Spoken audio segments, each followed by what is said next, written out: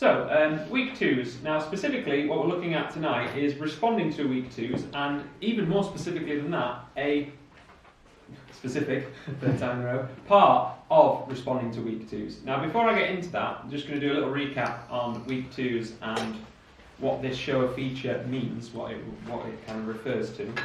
So, first things first, how many points and how many cards do you expect for a week two? When your partner opens two somethings, given that we are playing week twos, we have agreed we are not a strong two variant.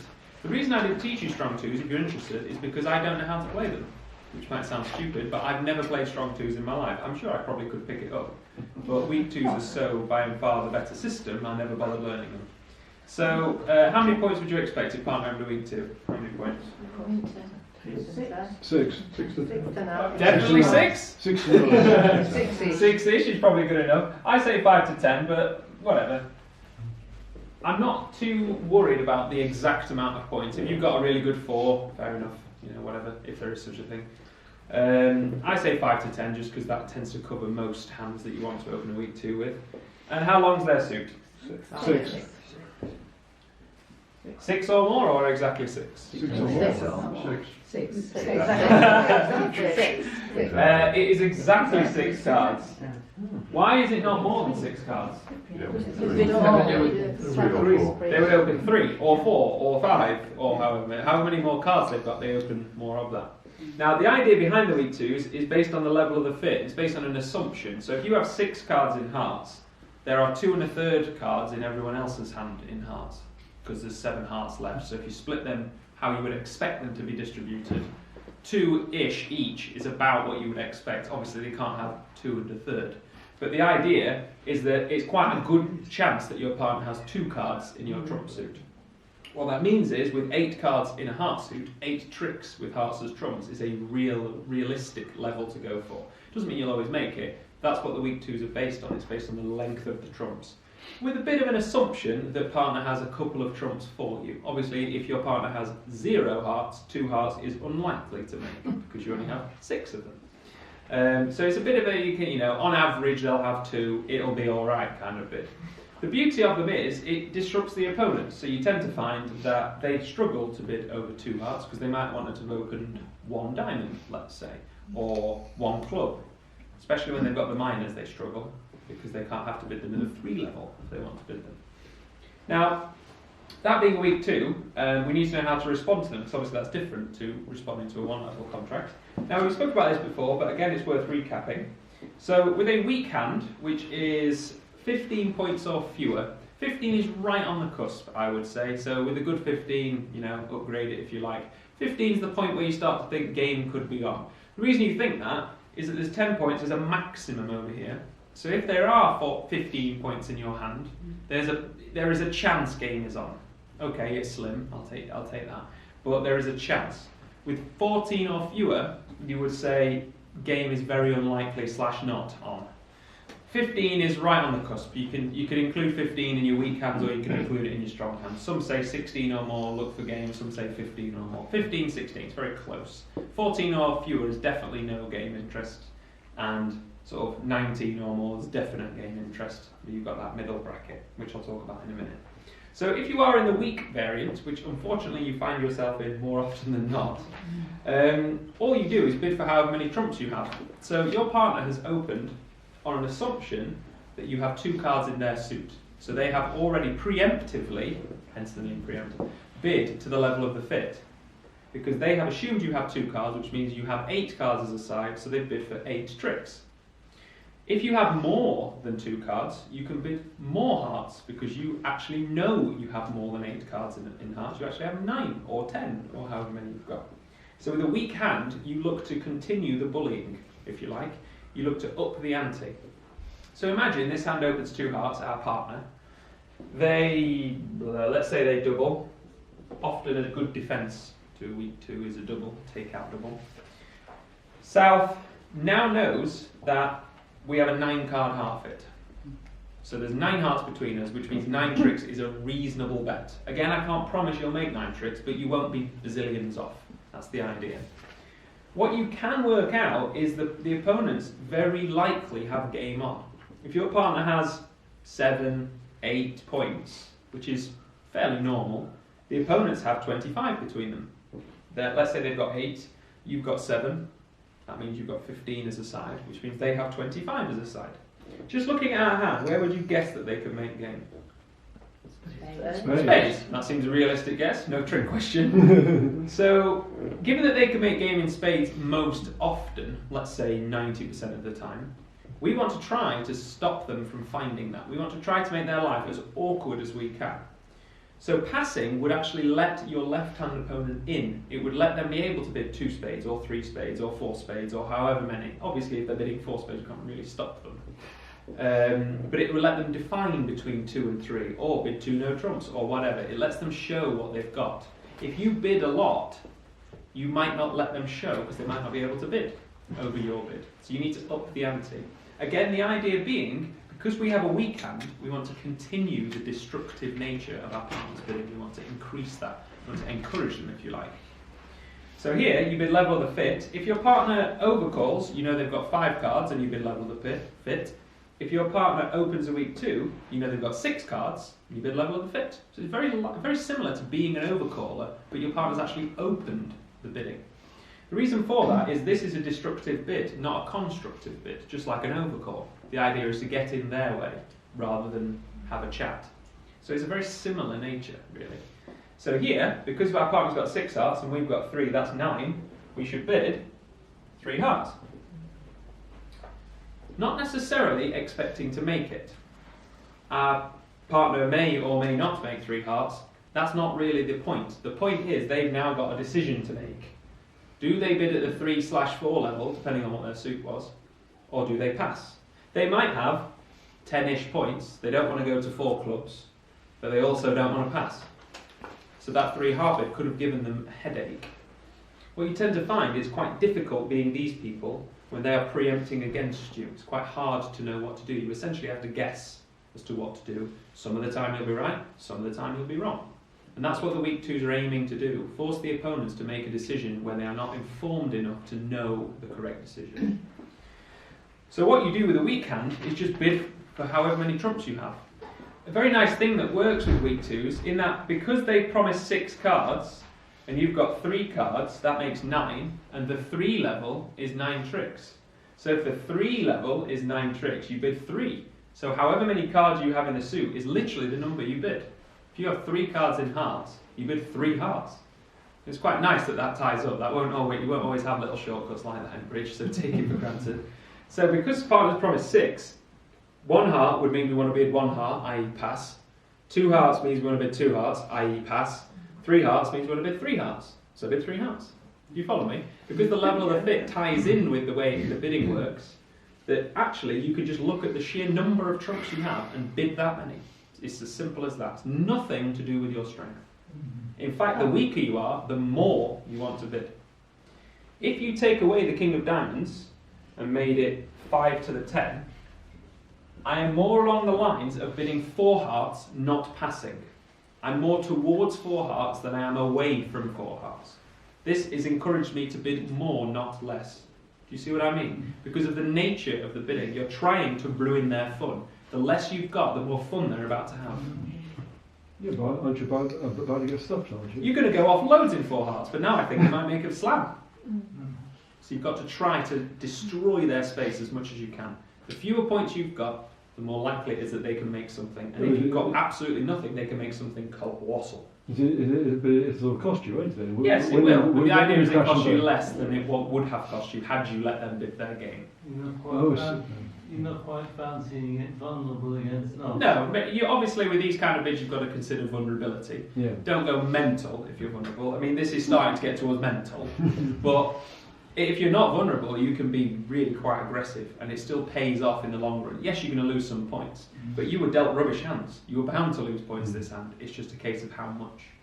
So the idea really there is if they can make game in spades, which is almost certain, I would argue must be 99+%, then we need to try to limit them, get them away from that 420 or 620 and get them towards 100 or 200. That's what we'd like to do. Obviously you can't always do that, they might bid 6 spades and make it. There you go.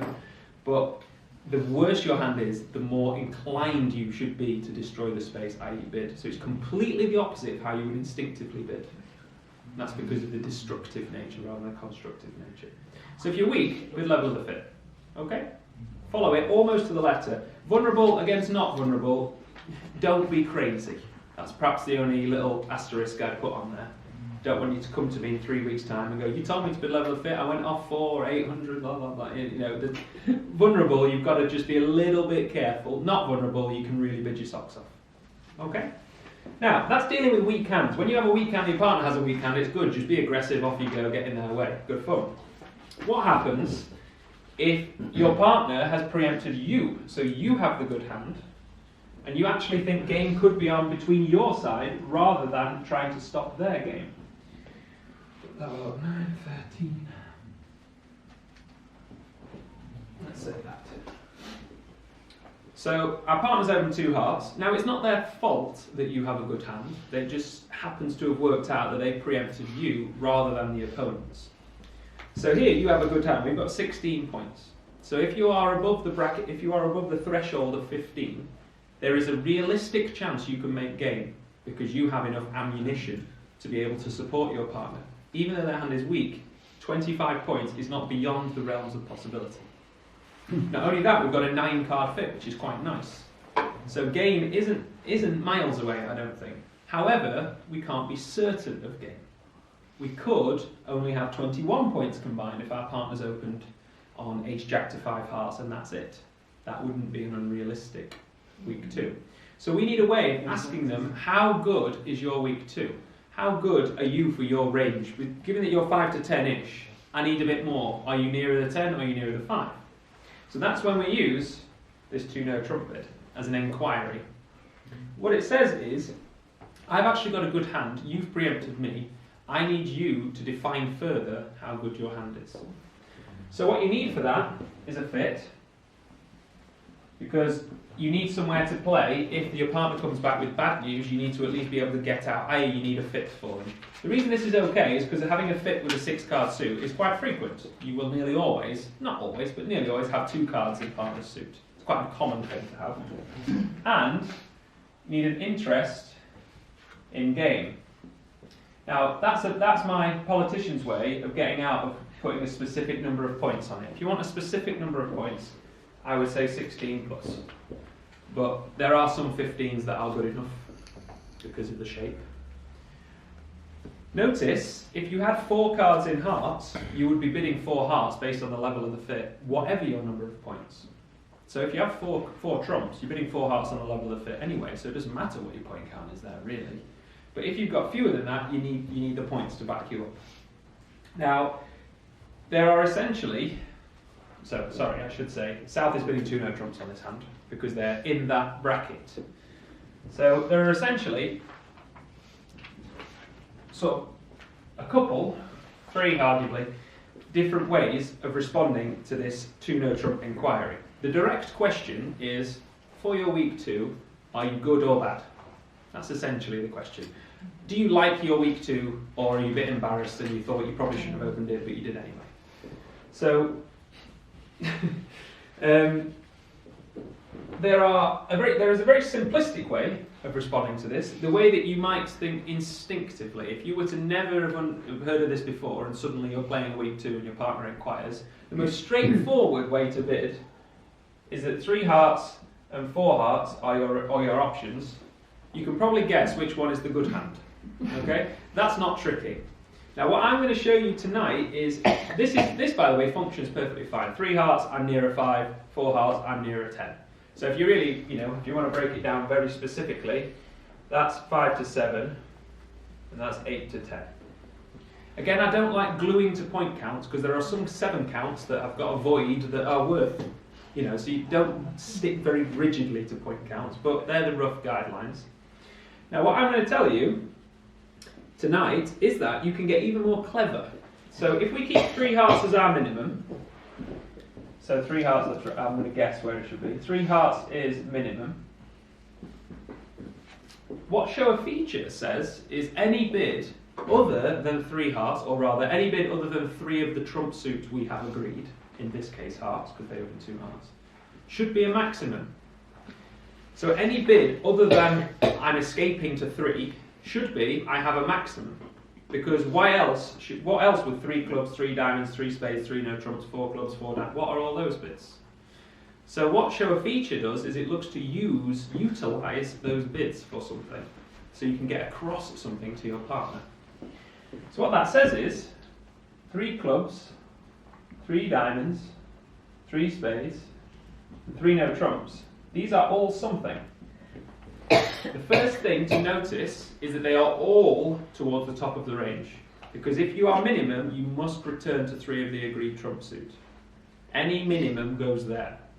Anything else, i.e. a maximum, you can do something fancy. And that's where show a feature comes in. So these are all, perhaps could have done this quicker, but anyway. These are all maximums with something.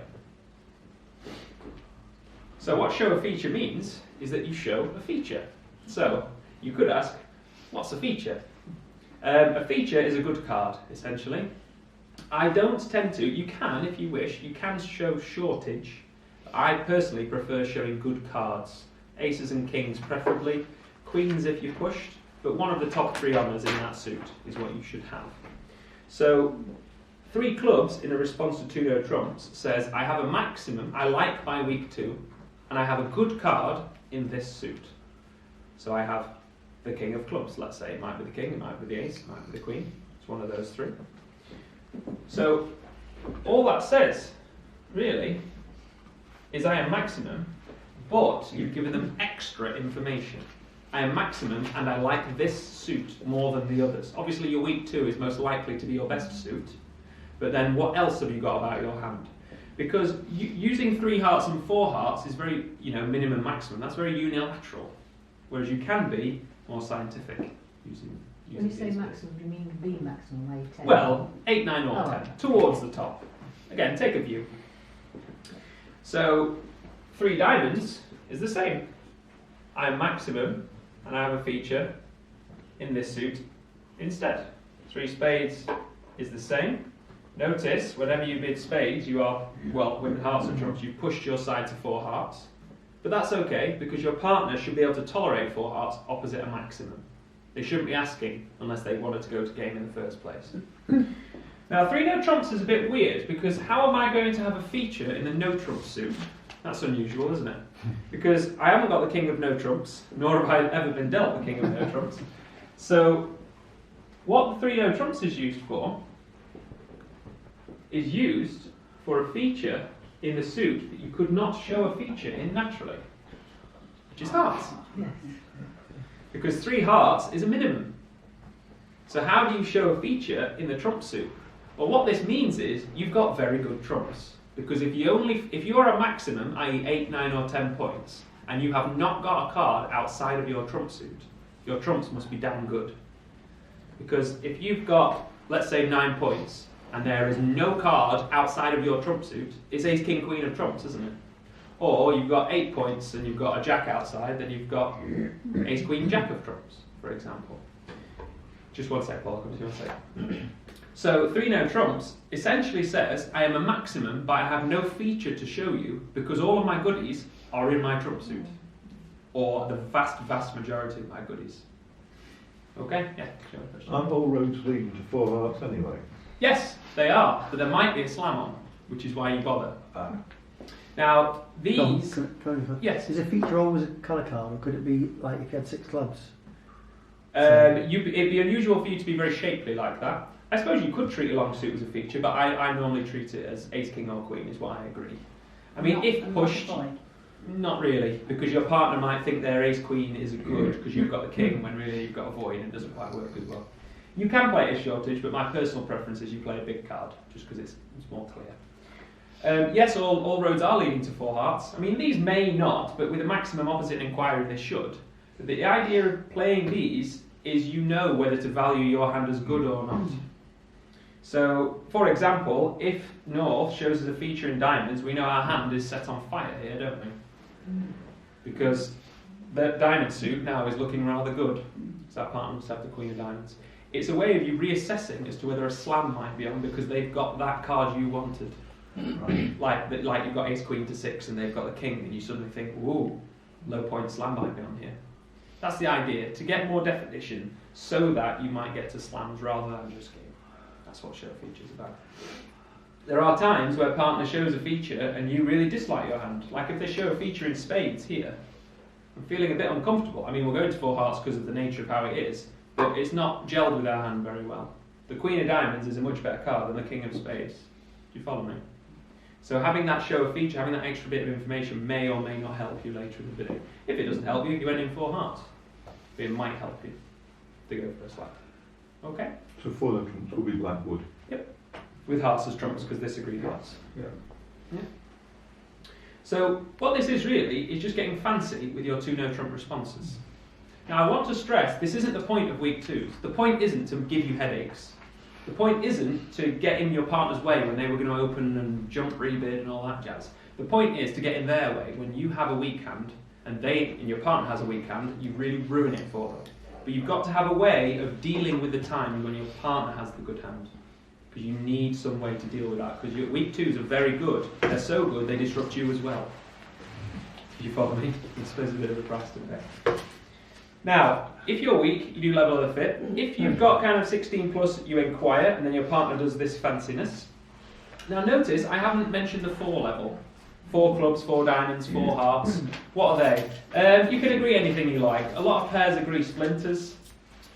If you want to play that. I don't think you really need them personally, because I think this encompasses almost all, if not all, week 2 hands, because you must have one of these things. You can play 4 clubs and 4 diamonds as shape. I'm 6'5", whatever you want. I don't think you need to bother, personally.